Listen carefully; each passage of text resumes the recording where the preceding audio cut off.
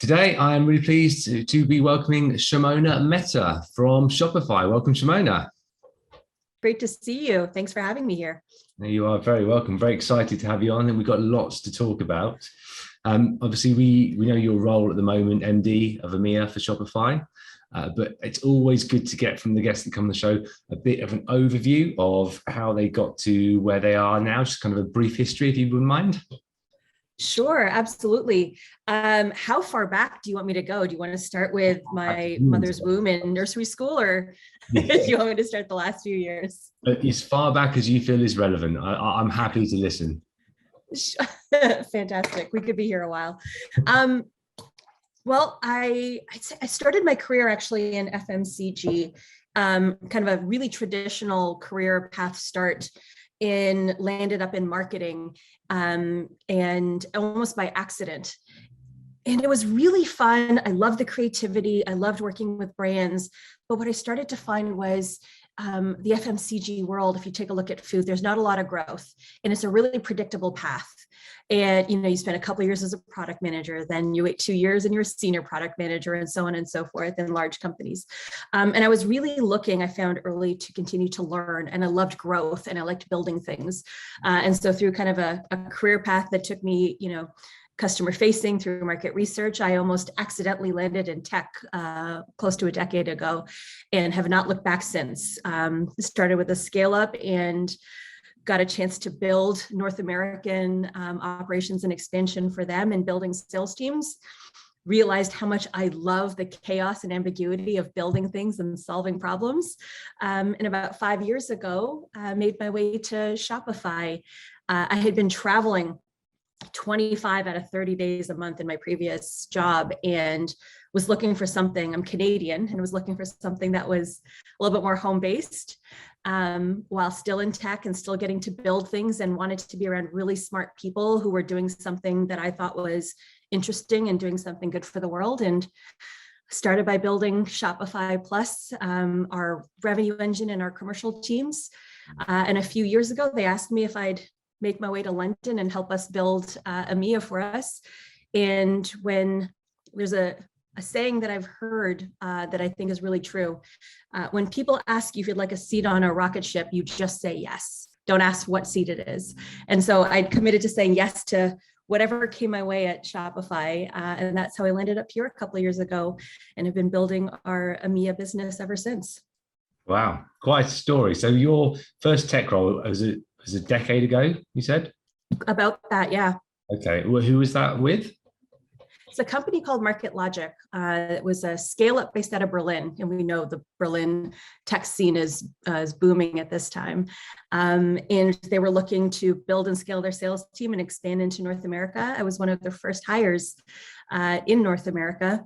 Started actually as a sales rep. I'd been leading a team in my previous job, went back to carrying a bag and leading some global accounts, and then very quickly somehow also ended up being the head of enablement at the same time, and training and onboarding all of our salespeople as they started, and then coaching all of our new reps and traveling around the world to do that, as you do in a scale up, right? You wear many hats and you do lots of things when it comes to building and solving problems. So much fun. Like I said, I love building and solving problems. Shopify has been such a great ride ever since. Well, I was going to ask actually, how did you find your way to Shopify? They're quite different in terms of the type of role and the type of business. The business is different, but the type of role actually when I first started was similar. It was 2016, it was the summer. They reached out to me, and it was actually at the time Shopify Plus, which if you're not familiar with, was the new experiment or arm of Shopify that was starting to explore how we would help, fast growing, larger, more complex businesses continue to build on the platform. And they were about to scale very quickly. And we were building the first B2B commercial engine at Shopify. And I came on board originally to build the enablement function for Shopify Plus, and then quickly moved into building out our revenue function with a couple of other leaders for the last 5 years. And from there expanded and like I said, came on board to build first EMEA for Shopify Plus, and then about a year and a half ago took over as MD for all of our commercial engine here in EMEA. And so it's been a really interesting progression as we've grown of, like I said, new and expanded problems to solve, which like I said, in a rocket ship like Shopify, what you need to do is just remember you just need to be learning fast enough to be ready for the next problem that the business will put in front of you. Yeah. So that's how I've ended up here. Yeah, those wise words. That's something I found out when I started Simply Commerce in 2013, having thought that I was ready and I knew most of what I need to know. I realized quite quickly that I knew very little of what I need to know. So I had to learn very quickly on the job. Sounds like a thing for you. I wonder if you felt this, because what I found really early in my time at Shopify when I saw how fast we were growing is wasn't just about like what I needed to learn now. I actually started to look ahead 6 to 8 months, and I started to look, okay, if we're on this kind of trajectory, what is my boss going to need to ask me to do next? Oh, crap. That's a lot. How do I make sure I'm ready for that? And so I find that a lot of my time at Shopify has been about looking, 8, 12, 18 months out, trying to be prepared for what the business is going to need. And so that's actually a lot of is preparing myself for what's next and what we're going to need to do, while also trying to make sure that I'm ready for what we're doing right now. Yeah, absolutely. And that is one of the hardest things to be able to manage, is to see what the future holds. Absolutely. I understand that difficulty, certainly. One of the things that is quite clear from all the FODcast that we've done so far is everyone that's been on the FOD has been a guy. So it'd be interesting from my point of view to understand, in what is effectively quite a male-dominated environment, how you've dealt with those that is in itself, and how you've overcome some of the difficulties I suspect you faced in that. Yeah. First, thanks for becoming self-aware of the pattern that you had and starting to do some work to fix it. Because that's what it takes, is people realizing that something needs to change. So thank you for that. Second, being a woman in a male-dominated tech world, it's been interesting. In fact, having started my career first in marketing and then transitioning to sales, most of my career actually has been male-dominated, because even the sales world is generally male-dominated. And I've always found myself to either be the youngest in the room, particularly when I was working in enterprise sales, or the only woman in the room. And then, of course, in tech, one of very few women in the room, especially as you move into leadership and senior leadership. It's an interesting question to ponder. I have to say, I get this question a lot, and I remember a few years ago when people would ask me, what is it like to be a woman in this male-dominated world? I actually used to wonder why people were asking me that. Do they think that I have some kind of profound experience or not a negative knowledge that's going to help them? Do I have something that clever to say? Here's what I can say. For anyone who is maybe an underrepresented group and somewhere to work, you become very aware that you are different. And there's probably a lot of internal turmoil that happens around, why am I here? Do I have value to add? Do I need to sound like everyone else? Do I need to act like everyone else? What is it going to take for me to succeed? And to be honest, I found really early in my career that I had a lot of voices coming at me. I've had folks that told me to wear more dresses and skirts to appear more feminine. And I had folks that told me that I should not, so that I could fit in better and I can appear strong and only wear pants. I've had people to tell me to cut my hair or to wear long hair, to try wearing glasses so that I appear more intellectual and not. I've had people who've told me to make sure that I'm more assertive so I can, make sure my voice is heard in a room full of men. And I've been told that being assertive will actually intimidate men and make me come off as bitchy. And so one of the things that I really had to do, and this really only happened a few years ago, was realize I can't listen to any other voice. And when I actually started to feel confident in who I am in this industry and be able to have success, was first and foremost when I just started to be authentically myself and bring my whole self to work, which included all of my strengths and superpowers that make me a good leader and that make me good at what I do, rather than trying to show up what in a way that all the voices were telling me to, or I thought I was supposed to show up. So that was first and foremost. I needed to show up as myself and not as anyone else. And then the second was over the last few years, particularly in my place in senior leadership, I've been starting to think about how do I help make it easier to create a path for other women to be able to find their way to leadership and to senior leadership, particularly in tech. But that's more about, me and my life's work and where I know that I can have an impact.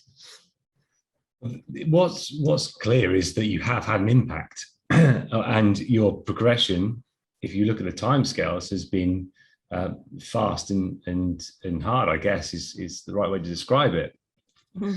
So you've had the impact, but all that advice, all that varying advice that you've had over the years, what would you say is the best advice you'd pass on? So you've got, be yourself effectively. Don't try and shape your personality and who you are. And I'm assuming you're owning your weaknesses as much as you are your strengths, right?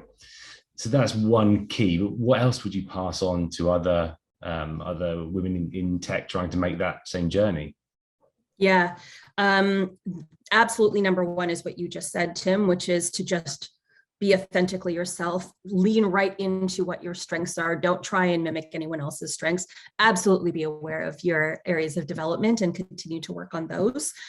The other is I've been really blessed as well in my career to find really great advocates and sponsors for my career. And I actually find for anyone who's in an underrepresented group like myself, that actually ended up being an important part of my success. It wasn't just enough that I was great at what I do.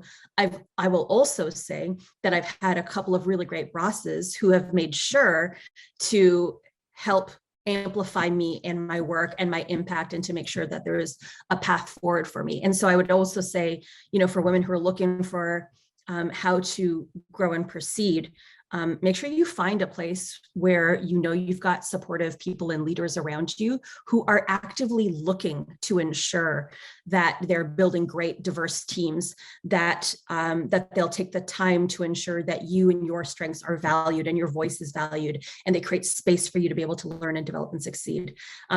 Unfortunately, it's very hard to do everything by yourself. So find the right environment too.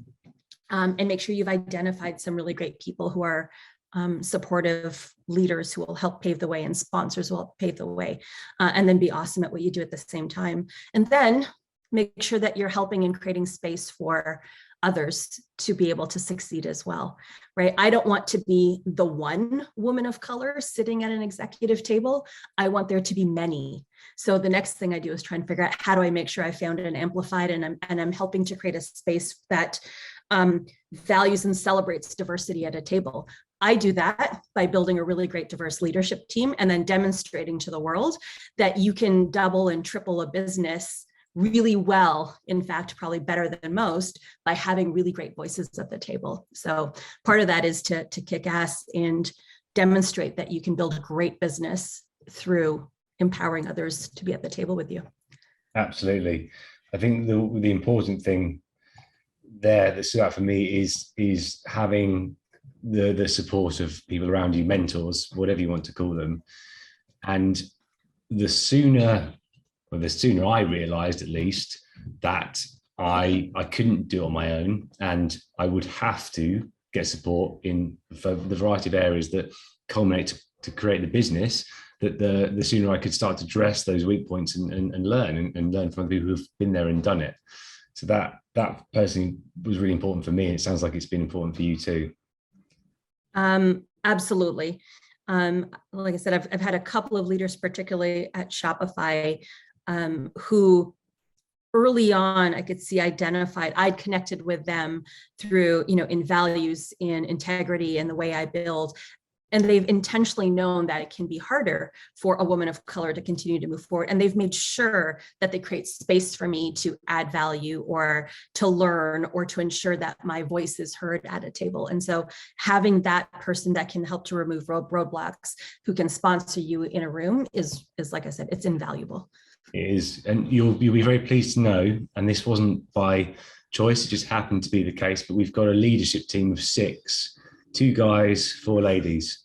So wonderful. Currently we're outnumbered as guys, but you know what? It's good. So just to recap on your current role, sure, quite quickly through positions, and now your title is MD EMEA Shopify. Doesn't tell me huge amounts. So do you want to just give me a little bit more detail on what you're focusing on right now? Yeah, I'd say my mandate is 5 things. I think. Let's see if it's 5. As I moved over here, there were a few main things I really needed to focus on. One was we were quickly expanding internationally. Up until a few years ago, Shopify has been predominantly based in North America, and our mission is to make commerce better for everyone. And we have a certain set of, values and infinite game mindset or long-term thinking that we really wanted to embed as we built our organization. And so one of my reasons for coming here was to ensure that I was building and scaling a team and embedded those values and embedded that sense of mission into our organization. So exporting it really from North America and ensuring as we built it, culture will differ everywhere as you build an organization, because that's, based on the humans and the nuances of where you're building. But our values and our mission was really important for us to embed. So first and foremost, to ensure that I was building an organization that reflected deeply that mission and that sense of values. And through that was job one, was to build a really great senior leadership team. We've been building, like I said, through momentum, and we had a commercial team that was growing here that we'd started to build out of North America. And I really needed to then come here and quickly stand up a really great set of leaders that were going to help to, aim us in the right direction for the coming years, build and scale these teams and these organizations by craft. And so I spent a lot of 2020 and 2021 building a leadership team. The third was, being our voice and our face here in EMEA, ensuring that I'm telling the story of Shopify as we start to help markets become aware of who we are and build trust and affinity towards us as we begin to enter markets. And then the last is helping Shopify really figure out what it means for us to enter these new markets and aim. We've been, again, a predominantly North American or English country-based organization until this point. And I think that one of my greatest jobs, and I think this happens a lot with North American tech companies that are figuring out how to go international, is there's a maturing or a growing up that needs to happen, which is you're helping an organization go from being, like I said, a North American organization to truly learning what it means to be a global and international organization, right? It's not about copying and pasting what you've built in the States or in North America over to France or Spain or Italy. It's about truly deeply learning and understanding commerce or your customers in these markets, and then ensuring that you're localizing well. And that localizing doesn't just mean translation of all the things that you're doing. It's about ensuring that you're understanding what the needs are of those markets, and that you're building the right go-to-market functions, you're building the right ecosystem, you're building the right infrastructure to ensure that you are able to be loved and that you're the default for customers in these markets just as much as we are in North America. Okay.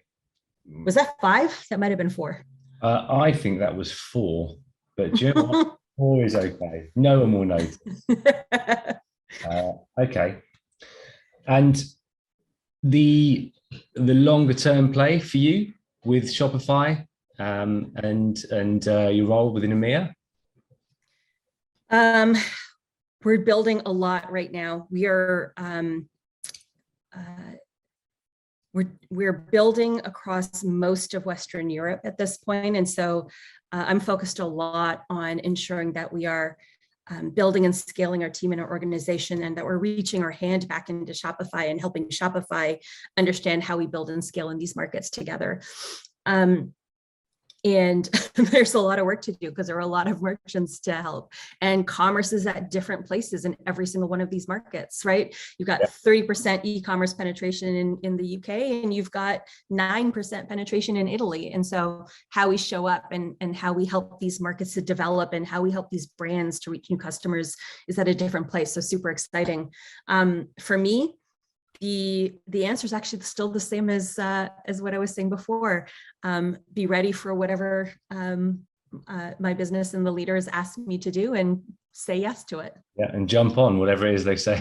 Whatever it is. Kind of leads nicely into the next question I wanted to ask. It's almost like we planned this, Shimona.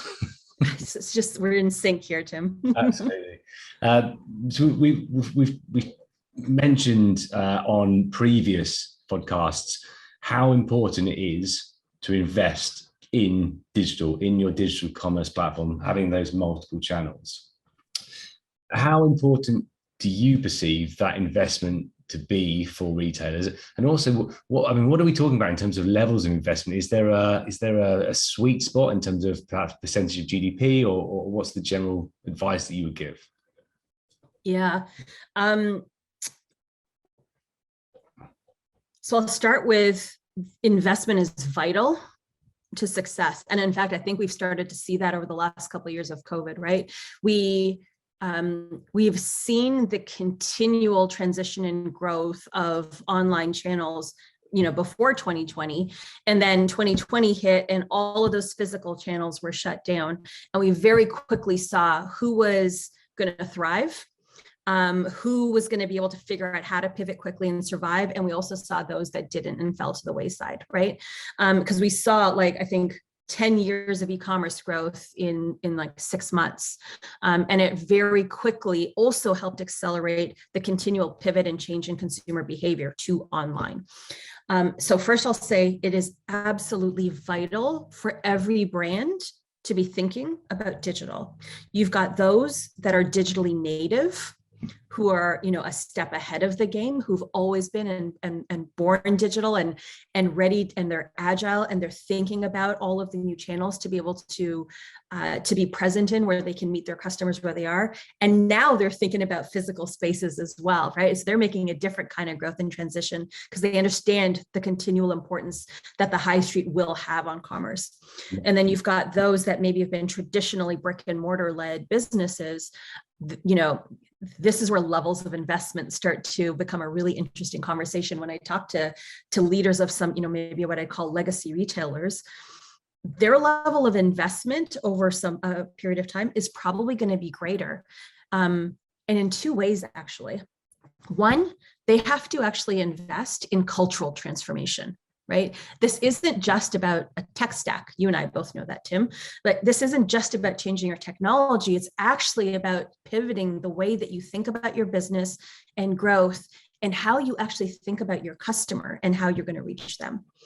Second becomes the technology that you need to support that. And that, of course, is an investment, which you're probably going to have to make in stages over time. Because, step one is many of these legacy retailers are probably sitting on very old and archaic, technology that they can't keep up with, or, is just being maintained through patchwork, or not being built on top of. And they're probably going to have to start building something else on the side that is more agile and more future ready until they're ready to sunset something else. And so when I talk about investment, I actually talk about it twofold. It's going to be in your culture, which means mindset shift, change management, the people and skill sets and that you've got in your organization. And then the second is the actual technology and infrastructure itself. And that's probably a journey for a lot of retailers. They're not going to do that overnight. They could start right away, but the actual journey is going to take some time. Shopify provides the platform. That's the tech. Who provides the mindset change and the behavioral change? Is that part of the engagement? It's part of the conversation that I find I have with leaders, right? And it's really interesting because I find more and more they're realizing that that this change doesn't just happen through technology, right? Or plugging in a new channel of some kind, or, launching onto Instagram or something like that. They're realizing now actually how deep a transformation of their business it is. And they are usually struggling to figure out and understand like how to do it. I actually, what I found to be really impressive actually in this space is actually how much collaboration is happening between retailers and brands. They're on this journey to learn together. And I've actually been immensely impressed over the last couple of years of the kinds of networking and kind of group learning that I see happening, and sharing of ideas, because whether they're, already digitally native, direct to consumer brands who are IPOing and scaling fully, or they're the legacy retailers who are just trying to figure out how to start to change and evolve. What I see is they're all trying to learn and grow together because of how fast commerce and consumer behavior is changing. And so step one, I'd say, is actually learn from others. Share ideas. I don't think that anyone has anything fully figured out, right? I know a lot of people think that, well, I just need to build an entire D2C kind of arm, and that'll be the magic because all D2C brands are succeeding. That's not the case, right? They're going through their own struggles with acquisition costs and things like that right now. I think the first acknowledgement is that nobody has it figured out. It's changing very quickly, and building community and sharing ideas is really, really important. That's honestly, to me, the first place to start. And then most companies are starting to bring in some leaders who've, who are forward thinking, who maybe have built some, kind of digitally native brands before and have a mindset to think about agility and the kind of culture it takes, and the kind of a learn and pivot mindset that they bring to the game. It's the mindset as well as the understanding of the technology that they bring in. So you're going to need to bring in, I think, some leaders that can help you with that transformation. And how does the geography impact this? So you understand the Canadian, the UK market, Canadian US market, the UK market, and obviously you've worked with a company from Germany in Berlin. Do you see big variances between the different geographical locations? Oh, yes, big time. And you can, like I said, you can see that in the numbers themselves, right? You can see that in e-com penetration. Some of it in some parts of the world are, just simple economics, Tim, right? Like it's just access to the internet and things like that. But if we talk about predominantly, the Western world, a lot of this comes down to, culture and, willingness to take risks or conservatism. So in Germany, as an example, we've seen slower adoption generally of technology over time. It's a more conservative market. I find, deeply trust the technologies that they have, which is wonderful, really loyal customers, but a little bit slower to change and to pivot. And we're just starting to see that now. I mean, over the last couple of years, we've still been having the SaaS versus on-prem conversation when we talk to some companies in Germany, which is not a conversation you'd ever think you'd have in the US, that might be a little bit further along in just generally as a market in kind of digital transformation. And so, like I said, it's about deeply understanding how a market, for the most part, does business, where they're at in their kind of digital evolution as a market. Same thing like in Italy, low e-com penetration. So understanding, why is that? What is it? How is commerce done here? Where is it headed to? How are they going to be future ready as other brands who are ready to go international start to access consumers in Italy, because the world is becoming smaller? And so there's an education piece that comes along here in making it safe to change and to transition, but also to help to build some urgency in brands as they think about how they evolve. Yeah, absolutely. The other hot topic which has come across in the FOD, particularly the last couple of episodes, I was talking to a company about a week ago, it hasn't been released yet, and they've got a big focus on what they call strollers, pushchairs in British phrase. But they're focusing heavily on re-commerce, and they're designing all of their buggies now so that all of the add-ons whatever, the little things that clip on for the bottle holder and whatnot, they will be able to be used on their entire range in perpetuity.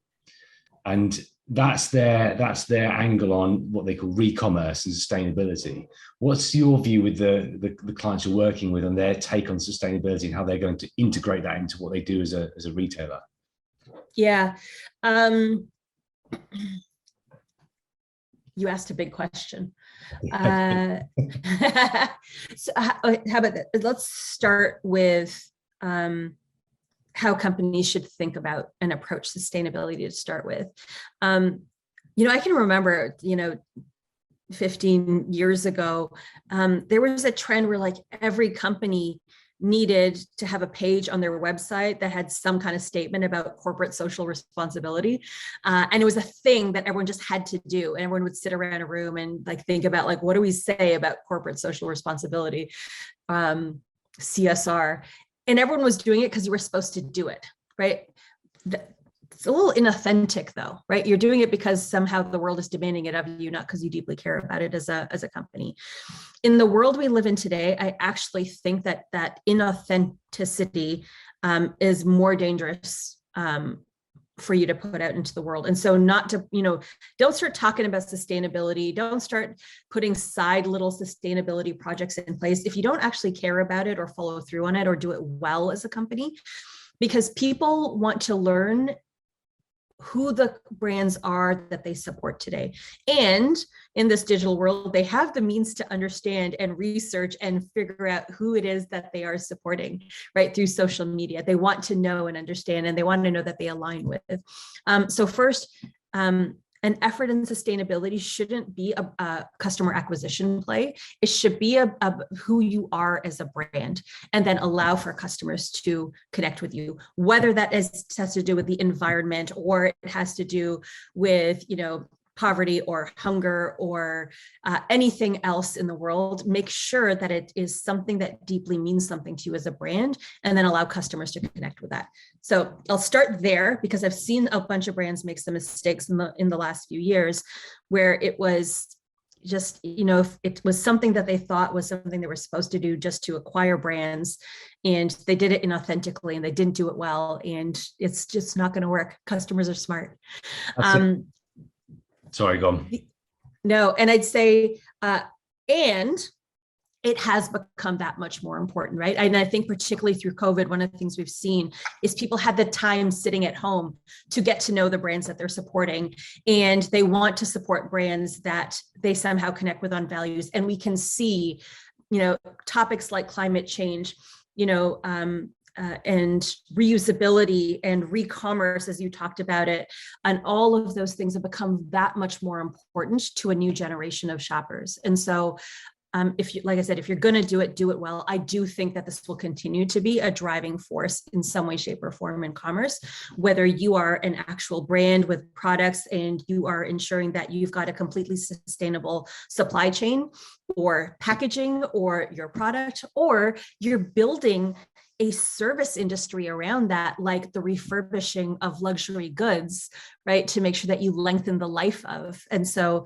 I think that it's actually going to be phenomenally important, not just because it's something that I personally care about, but we can see that consumers care about, but you have to do it well. And you mentioned it shouldn't just be a customer acquisition piece. And in being authentic and it being a genuine, we care about this, we care about how we're impacting the environment, I think these brands will find they are going to acquire more customers regardless, because it is, like you say, becoming much more important. I'm way more aware of the impact of the things I buy and things I throw away than I was 5-6 years ago. And I've still got some way to go. So I think actually that's, like you say, it's a trend that's not going to slow down. Absolutely. You know what, you and I, as folks who run businesses, you and I both know we don't need all of the customers, right? I'm sure at some point in your career of Simply, you've probably fired a customer somewhere along the way who didn't align with you, maybe didn't treat your people well, or something like that. I know I've done the same. And I think brands need to remember the same, right? You don't need all of the customers. You need those that are going to connect with you, especially again, in this digital world where the world is becoming smaller. You have access to larger bases of customers. You don't need every single one. Put yourself out there, be an authentic brand, talk about what you do and do it well. And the customers that connect really will find you, and you will build successful businesses. Yeah, I've definitely fired a couple of customers, not many, but there's a couple in there, and you didn't keep them just because they were, it wasn't important to you just to keep that paycheck that comes in from them. You knew what was right for the future of your business, I'm guessing, right? And for your people and for the values and how you're trying to build a business. And I'd say it's the same for brands. Yeah, no, absolutely. So we've got the sustainability element that brands and retailers are going to have to look at to thrive as they move forward. What about and you kind of touched on it a little bit, the physical store space? So you've got some online only retailers who are going, hold on a second, we can actually use physical store space. My personal experience of those is they've used the store space very differently. But what's your view on physical store space, its use in the future, and how it feeds into that omnichannel structure? It's interesting. I find very often that when people hear that I'm from Shopify, they think that I am, focused solely on online, and I must, in my head be thinking death to the high street. And actually that is the exact opposite of the way that I think. We need thriving high streets, and we need like really healthy brands building really great physical spaces for a couple of reasons, but they do need to look at it differently, exactly as you said, Tim. One, those that are doing it well, and particularly actually those digitally native brands that are, entering into and starting to build their first physical spaces, they've got a beautiful approach of treating those brick and mortar locations as another marketing channel and not a sales distribution channel, which is where I think a lot of legacy retailers have gotten tripped up and maybe not yet made the switch over. And what I mean by that is it's a space and it's extension of your brand, and not a place to just stock loads and loads and loads of product that you're trying to ship out. And that also means having a really deeply connected back end and creating a great omni-channel experience so that your customer feels like they know you, that you know them, that they could buy online and return in store, they could buy in store and have it shipped to them at home. It means that you can then use your space to educate people a little bit more about your brand. Or if you're a community brand, a space to bring people together who connect, like Gym Plus Coffee, who's a phenomenal brand who uses their spaces to bring people together rather than like loads of stocked shelves. Or Allbirds, you walk in, there's not stocks and stocks of shoe boxes in there. You walk in, you get to learn about like their materials and what they believe in, and learn about their brands. And it really feels like an extension of, one of the reasons is I can go into Allbirds, I can make a purchase, and I can actually have it, choose to have it shipped to me at home, which means they don't need to use tons and tons of warehouse space or back room in their retail store ready to pull the shoes out for me. They can have a DC for that, and they can maximize their space. Gymshark's going to be opening their first physical location soon on Regent Street. And I can guarantee you it's not going to just be rows and rows of t-shirts and leggings. They're going to create a phenomenal community space that attracts people. Because especially coming out of COVID, since the second part of this is people need rich experiences. But we've all been stuck inside for the last couple of years, and people want to come in and they want to use shopping as, when they're going to do it physically, as a social experience, as a connection experience, as a community experience. And then they're going to shop along with that as a learning experience. So they can learn and understand the products that they might go home and buy, from their sofa. And so the physical, healthy high street is about creating experiences and connecting people with brands.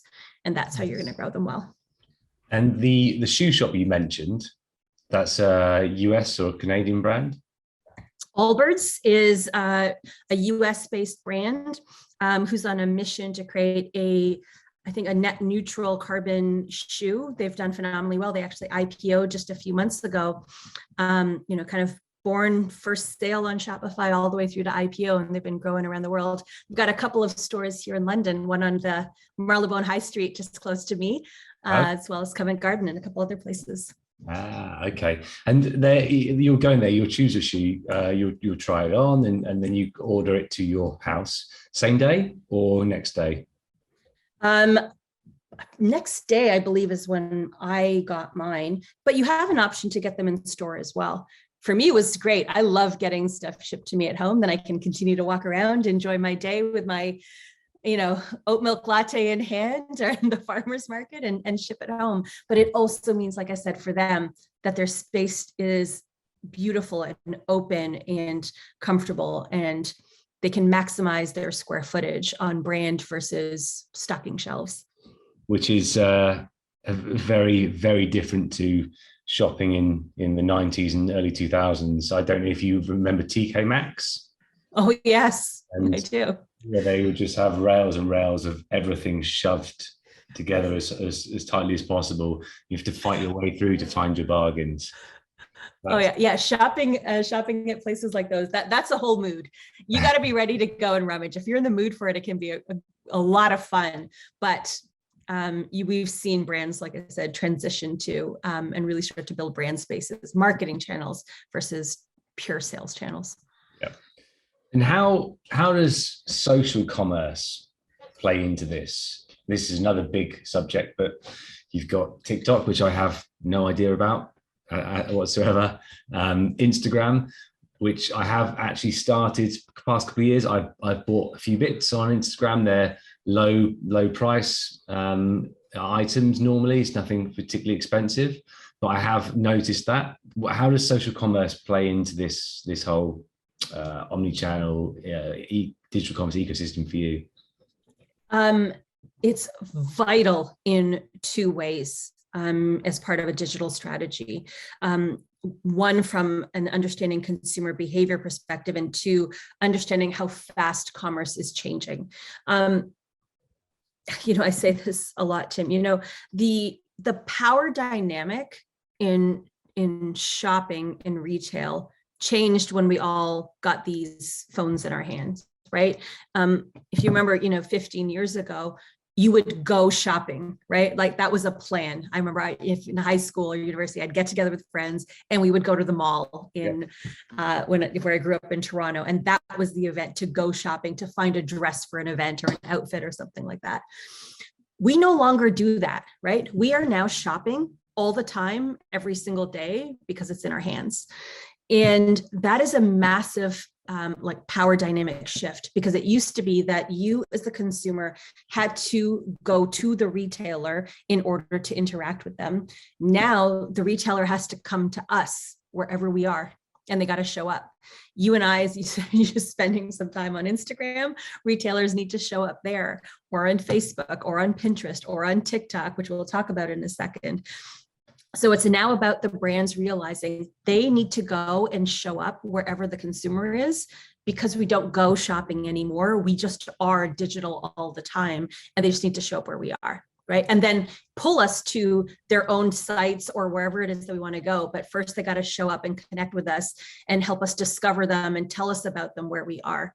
Yeah. We've got a partnership with most social channels, because what we're trying to do is enable merchants to be able to show up wherever their customers are. And TikTok didn't even exist 6 years ago now, and they've already got 100 million active users in Europe and another 100 million in the US. And they didn't exist 6 years ago. So if you're a brand who is not ready to plug in new channels as they pop up, you've fallen behind to where all of Gen Z is sitting right now and discovering new brands.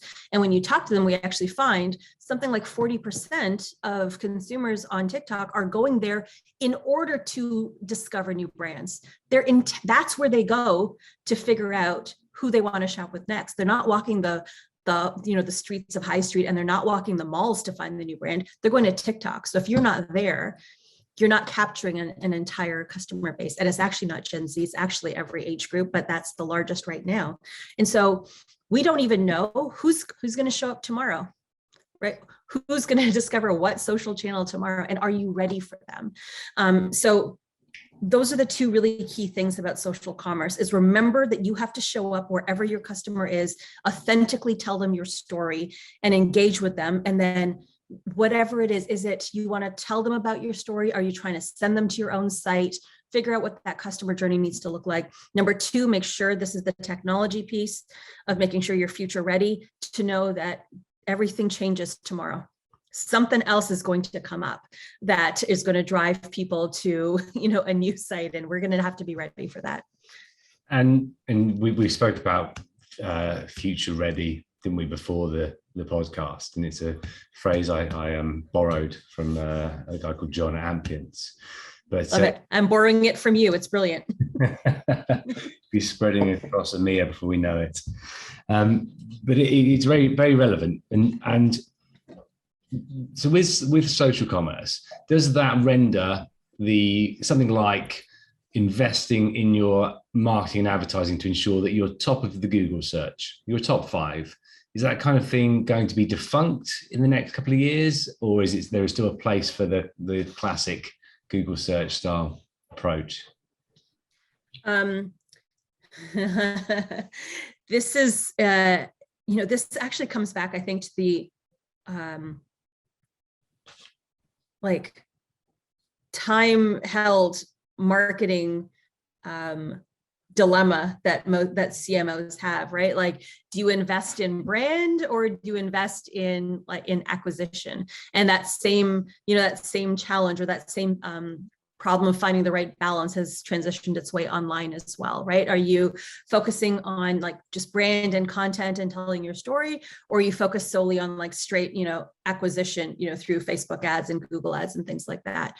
What we have seen though over the last year, with everything happening with those costs of acquisition, particularly in Facebook, if you're a digitally native brand, they're feeling the pinch on cash flow and acquiring new customers. Again, becomes, how do you continue to figure out how you balance brand storytelling, community building, alongside straight, ROAS, numbers driven, customer acquisition? I think there'll continue to be a place for both. What I think that a lot of this last year of change has done though, Tim, is reminded people to never take your eye off the ball and stick to one strategy, right? If you threw all of your money into Facebook ads, you are feeling pain right now if you haven't been investing in brand and community and things like that up until this point. So it's about making sure that you're, just like we talked about, being a multi-channel offering, for your customers to find you. It's got to be the same with your acquisition strategy. It's got to be multi-channel. So you are investing some in time over brand or community and other kinds of organic channels, as well as, those more traditional acquisition channels like the Google ads and Facebook ads. And it's just now, again, people are feeling that pinch and that urgency. Yeah. So it's still there. It's just it's juggling where you're going to invest your time and your money, effectively. Okay. And I couldn't move on from talking about the tech within digital commerce without just trying to get your take on headless commerce. It has formed part of almost every conversation that I've had so far on the FOD. We have done some work with Kelly from the Mac Alliance in the past, and obviously he's a big purveyor of the benefits of headless. Is it in your view that headless is the only future, and the rather cumbersome old style of on-premise or some on-premise and some cloud-based monolith, as I refer to, is now no more? What do you think is going to happen in the future? This is a really great and timely question, right? So first, let's talk about like truly what headless is, because that can start to become a little bit foggy, right? Headless is generally, right, you're decoupling your front end from your back end. And generally, folks are doing that because they feel like they have a super, kind of customized experience and front end that they need to build with a very specific kind of kind of front end set of integrations and purchase journey and all of those things that they can then separate and decouple from their back end. The answer is it depends, right? It is not for everyone, but for those brands that really need it, it can be great, but you have to be ready for it. So my answer usually to companies that are in stages that are like in high growth, they want to make sure that they're spending their time on customer acquisition and brand and all of those things. They need their technology to be as simple as possible. Because the thing with headless is you got to remember the cost that goes with it and the investment that goes with it. You need now developers. You need to be constantly thinking about how you're going to do it. It is more complex in one way, but it can be super enriching and really, and it can be really customizable, and all of that is wonderful. One, if you actually need it. Two, if you reached a certain scale complexity that you have the funds to invest in headless, because it is an ongoing investment and it fits your long-term objectives. If you are a brand that is still scaling and has limited resources and you don't have that complex a business model, no, pick a digital platform that you can grow with, that you've got simple plugins with, that you can continue to scale with. If you get to a point that you need to, and then you've got the space to invest in it, then you look at it at that point. So I think that the kind of the experience that headless can create can be wonderful, but it's not for everybody. So do you really need it? Are you really ready for it? And can you afford it effectively? Yeah. That is a huge part of it. Yeah. It becomes almost this buzzword, right? When you have a bunch of companies that are talking about it or going headless, you can automatically think that's the thing they're supposed to do. And so you got to ask yourself those hard questions that you just called out. Do you really need to? Keep it simple for as long as you can, because that continues to mean that you will stay agile. You'll be able to pivot when things change. Keep everything as simple as possible. Yep, that is more wise words. I certainly for everything in life, right? Yeah. It's simple.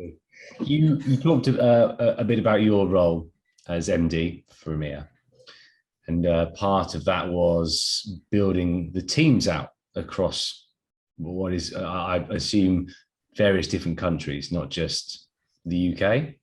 Is that right? Yeah. Yeah. Yes. What are the biggest challenges that you've found in terms of building out those teams? So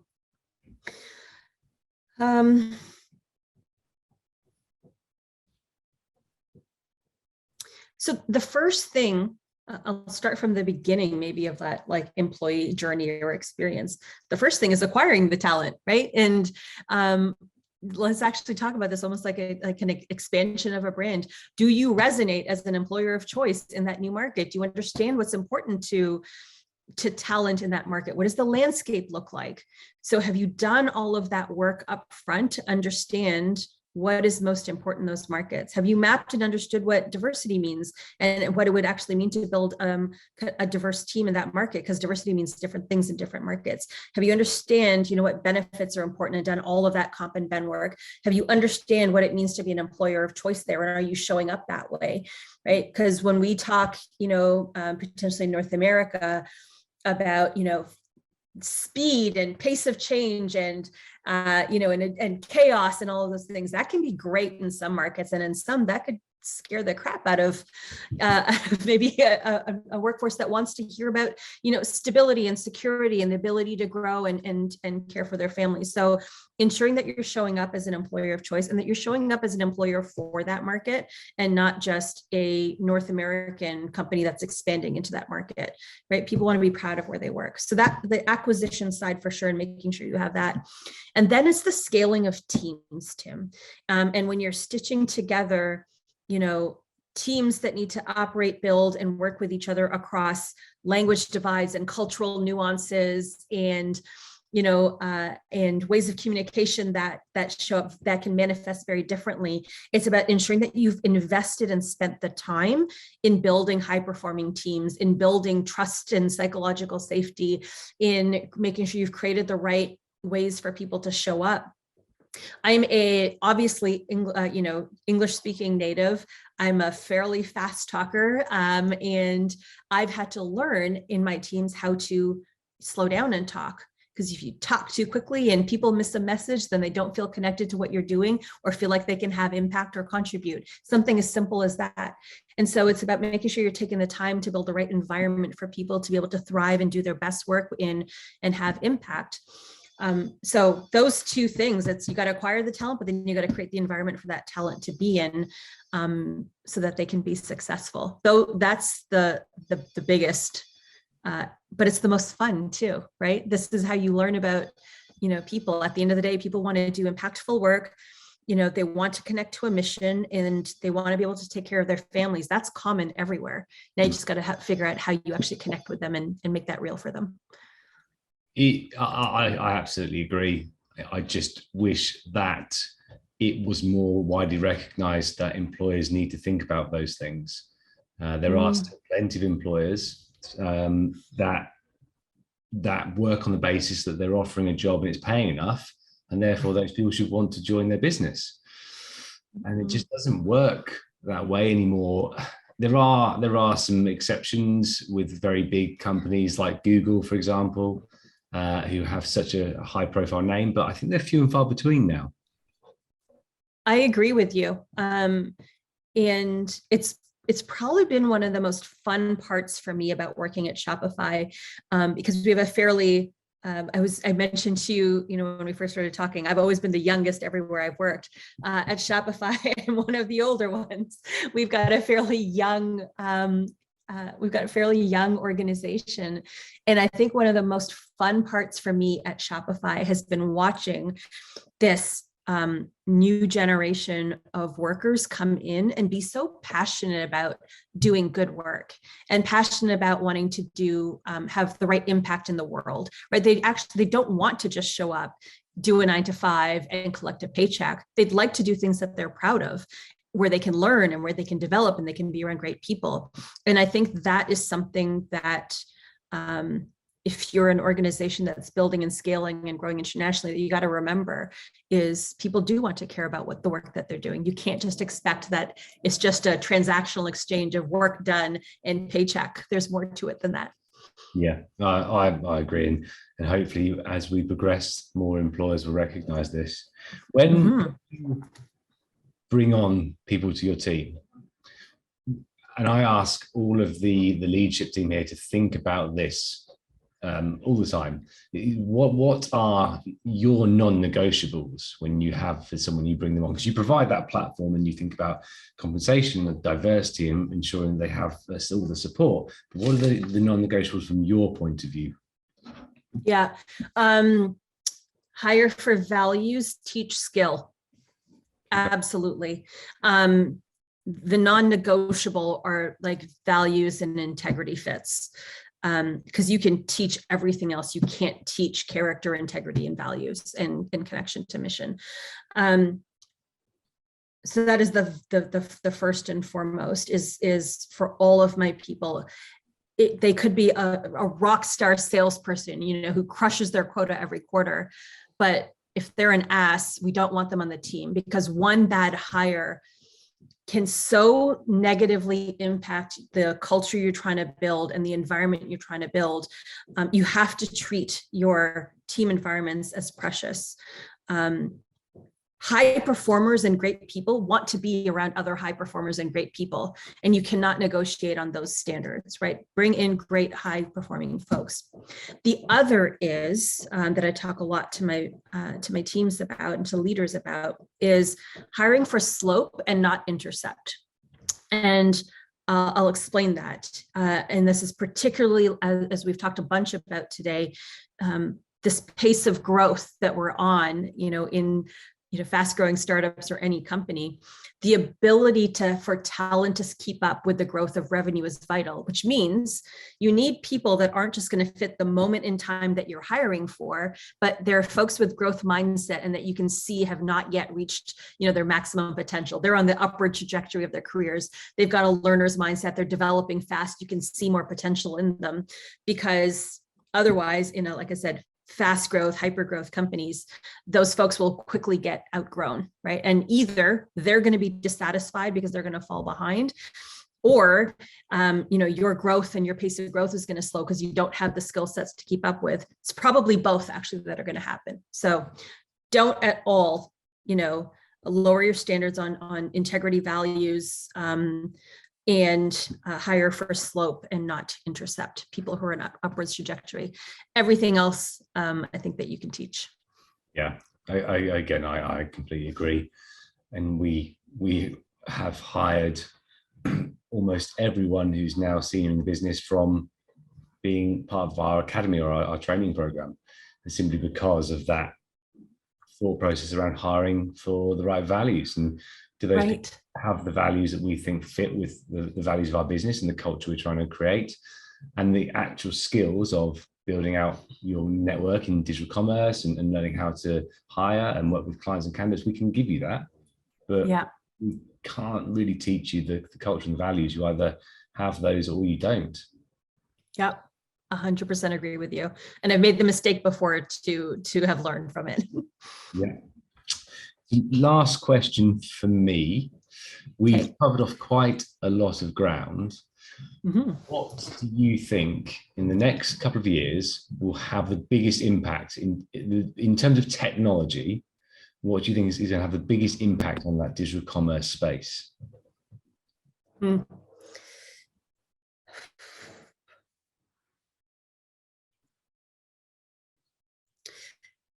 What I'm seeing generally, not just what we're seeing right now in commerce, but what we're seeing happening with, like crypto and fintech and